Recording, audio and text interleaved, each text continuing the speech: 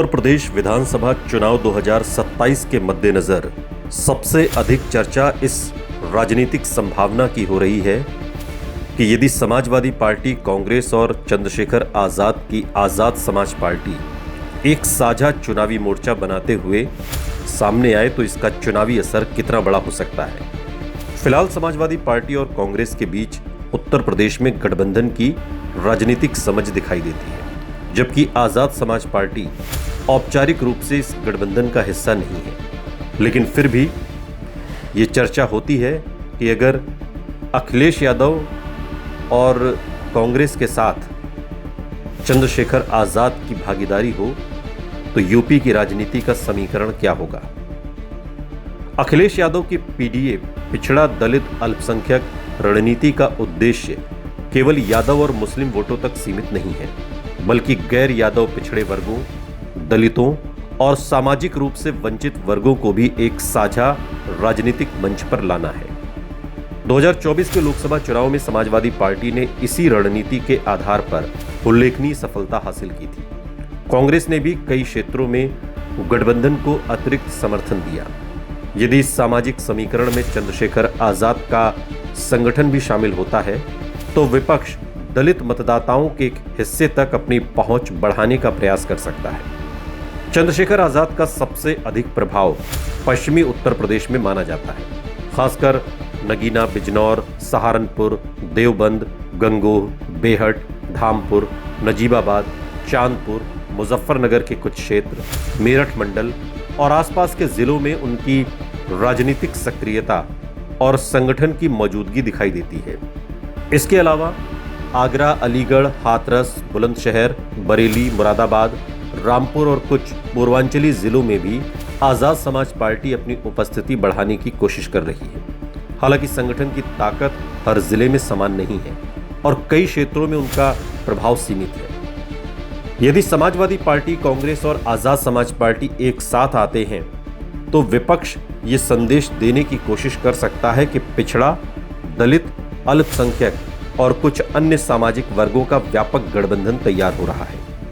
इससे कुछ सीटों पर बीजेपी के सामने अधिक प्रतिस्पर्धी मुकाबला बन सकता है, खासकर वो सीटें जहां दलित और मुस्लिम मतदाता मिलकर बड़ी संख्या में हैं और जहां 2022 या 2024 के लोकसभा चुनाव में जीत का अंतर कम रहा।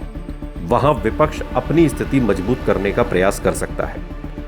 दूसरी ओर बीजेपी की सबसे बड़ी ताकत उसका मजबूत बूथ संगठन, लाभार्थी वर्ग, महिला मतदाता, गैर यादव पिछड़े वर्गों में समर्थन, सवर्ण मतदाता और मुख्यमंत्री योगी आदित्यनाथ का नेतृत्व है। बीजेपी पिछले कई चुनावों से सामाजिक समीकरणों का विस्तार करने की रणनीति पर काम करती रही है। इसलिए यदि विपक्ष का गठबंधन मजबूत होता है तो बीजेपी भी अपने संगठन और चुनावी अभियान को उसी अनुपात में मजबूत करने का प्रयास करेगी। इस प्रकार केवल गठबंधन बनने से चुनाव परिणाम स्वतः तय नहीं हो जाते। जहां तक दिल्ली में छात्रों के आंदोलन का प्रश्न है, विभिन्न विपक्षी नेताओं ने छात्रों के मुद्दे पर अपनी अलग अलग राजनीतिक प्रतिक्रियाएं दी। यदि किसी आंदोलन में समाजवादी पार्टी, कांग्रेस और चंद्रशेखर आजाद जैसे नेता समान मुद्दे पर आवाज उठाते हैं तो इससे राजनीतिक संदेश अवश्य जाता है कि विपक्ष कुछ मुद्दों पर साझा रुख अपना रहा है।